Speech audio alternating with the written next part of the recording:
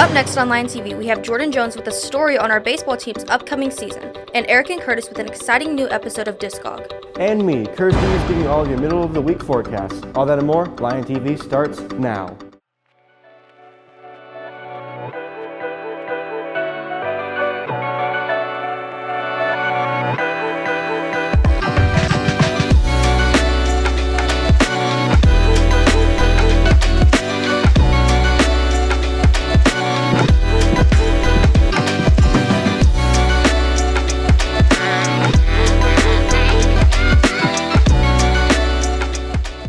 Good morning, Susie High. Welcome back to another episode of Lion TV. I'm Star Cox. And I'm Marley Snow. We hope everyone's having a good day so far. Now let's get started with some student announcements.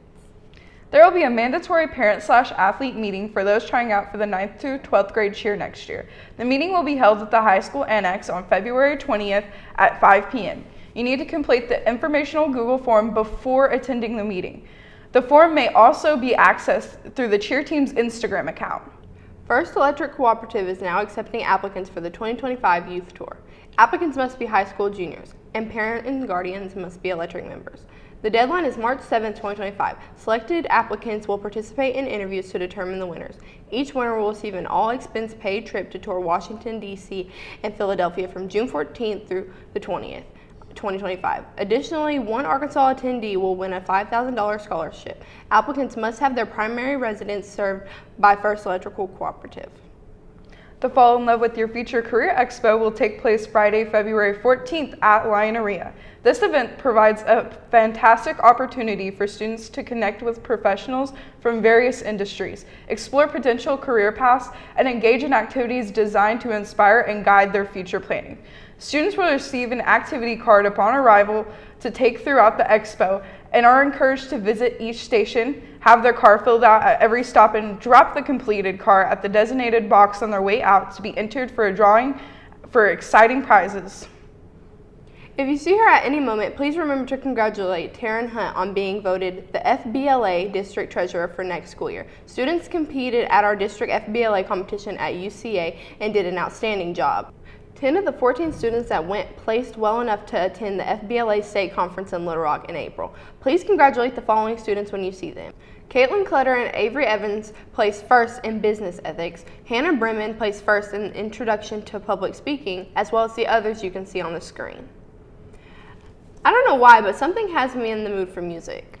Well, you said that at the right time because Eric Crawley and Curtis Stevens have released a new episode of Discography. Top of the morning to you, Cersei High. It's Eric Crowley. And Curtis Stevens. And get your listening ears on because we have a new episode of Discography starting right now.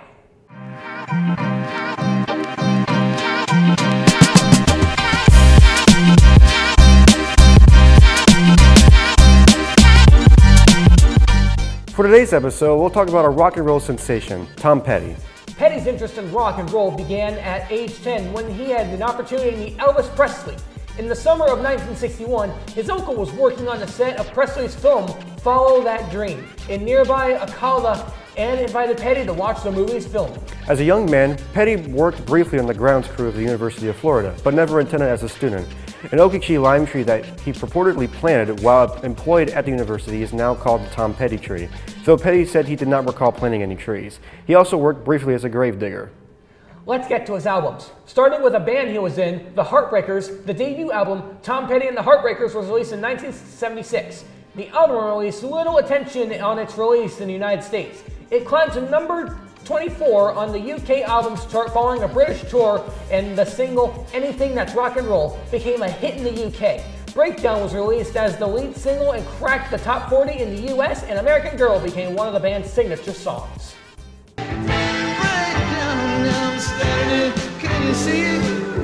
Several albums later, the band released Hypnotic Eye in 2014. The first sessions for the album occurred in August 2011 at the band's Los Angeles-based rehearsal space, the Clubhouse, where the song Burnt Outta Town was recorded.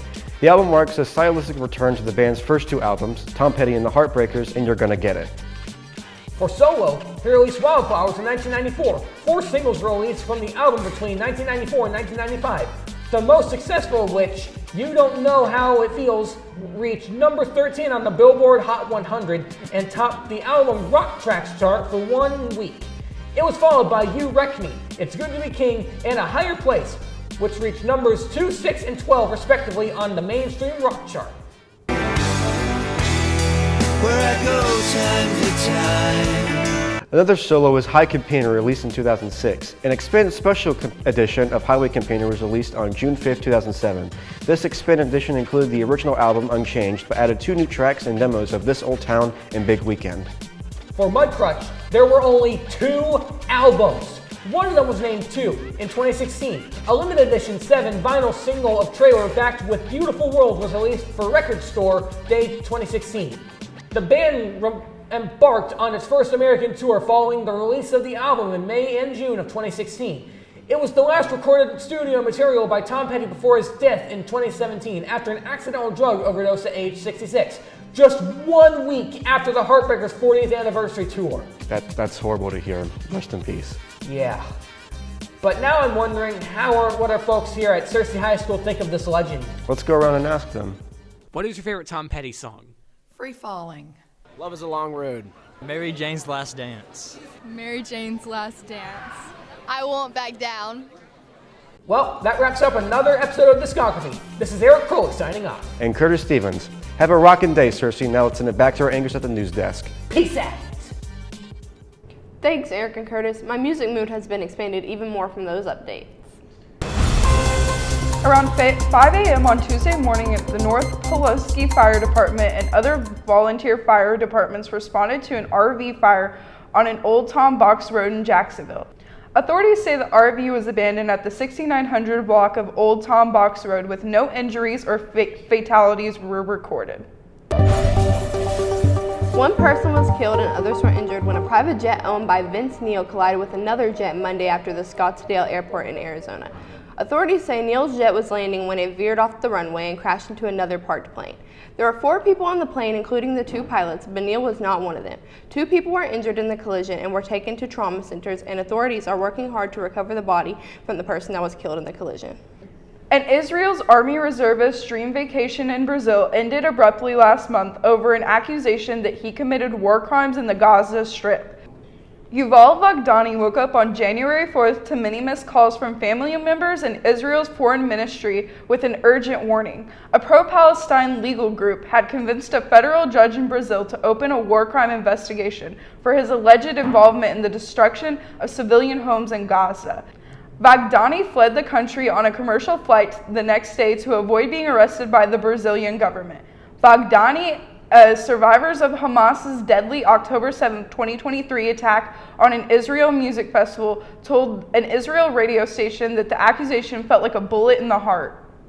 This weather has been playing with my head. I was enjoying the warm temperatures until it suddenly got cold again. Let's see if it'll change soon, as Curtis has some weather updates for us. Good morning, Searcy High School. I'm Curtis Stevens, here to give you weather updates. Today it will be rainy with a high of 43 and 98% chance of rain. Winds blowing north at 8 miles per hour with a humidity of 91%, and your sun rose at 6:55 a.m. onto the night. Tonight it will be cloudy skies with a low of 23 and a 70% chance of snow. Winds blowing north-northwest at 9 miles per hour with a humidity of 84%, and your sun will set at 5:47 p.m. onto the almanac. For the last 7 days, the high has been a 53, a low of 32. Monthly average of precipitation of 3.23 inches, a month-to-date of 1.31 inches. Onto the 5cast. On Thursday, it will be partly cloudy with a high of 40, a low of 22, and a 4% chance of rain. On Friday, it will be partly cloudy with a high of 48, a low of 41, and a 23% chance of rain. On Saturday, it will be rainy with a high of 54, a low of 28, and a 93% chance of rain. On Sunday, it will be mostly cloudy with a high of 37, a low of 21, and a 3% chance of rain. And on Monday, it will be partly cloudy with a high of 44, a low of 30, and a 2% chance of rain. Well, if you have any weekend plans, I'm sorry, but it looks like it's going to be raining Saturday, so as long as you bring an umbrella, you should be all right. Now, sending it back to the anchors at the news desk. Thanks, Curtis. But enough weather talk because I'm famished. Do you know what's on the menu? Today for lunch, we will be having breaded beef fingers and mashed potatoes, classic cheese pizza, cheese calzone, classic American cheeseburger, fajita marinated chicken, and seasoned beef tacos with the strawberry parfait, fresh grapes, and milk. That sounds absolutely divine. Be sure to thank our outstanding lunch ladies for all their hard work. The baseball season is coming up soon, and their team is doing the best they can to prepare. Jordan Jones has a story on the team striving to get to state. Baseball season is coming faster than we know it, and our Lions have been working very hard to make sure that they are prepared for this upcoming season. A lot of us older guys and younger guys even, we've been going up to the facility and working out, trying to get extra work in, and just practicing every day we can. When preparing for the upcoming season, they need to work very hard on perfecting their skills and also focusing on their positions to be the very best they can be when performing in-game. We have a lot of scrimmages throughout the week. We lift a lot also, a lot of conditioning to help us stay healthy and prepared. Baseball is a sport involving great technique, but training often and working to be better can lead you a long way. I think we would really work together. Our team's super close. We only lost a couple guys, and I think we can really put stuff together and work as a better team this year. Right now I play second and I primarily pitch. When I pitch, just get the ball across the plate, cause something to happen, or when I second, just take most balls from the infield, return to the plays usually. My goal is help achieve us to at least get to state this year, maybe make a little run in the playoffs at least. Well, mostly right now I'm switching in between second and shortstop, so it's the middle infield area, and then I'm usually starting conference pitching or coming in to relief. I feel like it's brought a lot of new friends and just helped me stay healthy, at least in my life. When playing sports, it's good to stay in shape and build endurance to work up not only on physical strength, but mental strength as well. My dad was really into baseball when he was younger, so that kind of rubbed off on me, so I've been playing since I was really young. I don't feel like any of us are really good at one thing. I think we all work good, as a team together. I just kind of introduced to it when I was young. I was signing for T-ball and just everything was just kind of clicked. I was pretty good at it, so I just continued playing. Our Lions have to work very hard to get better every single day. With lots of practice and time commitment, we hope that they make it into state and wish them the best of their 2025 season. Now, back to the news desk. Thanks, Jordan. And now that we're on the topic of sports, I'm wondering what happened with the Super Bowl on Sunday. Brock Smith is here with all of our sports updates.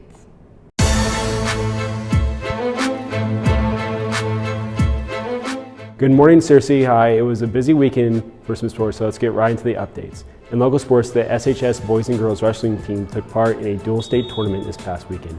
The boys would put up an amazing effort despite not being able to place while going up against some familiar and amazing competition. The girls went into Van Buren looking to take home yet another state tournament for their fourth in a row.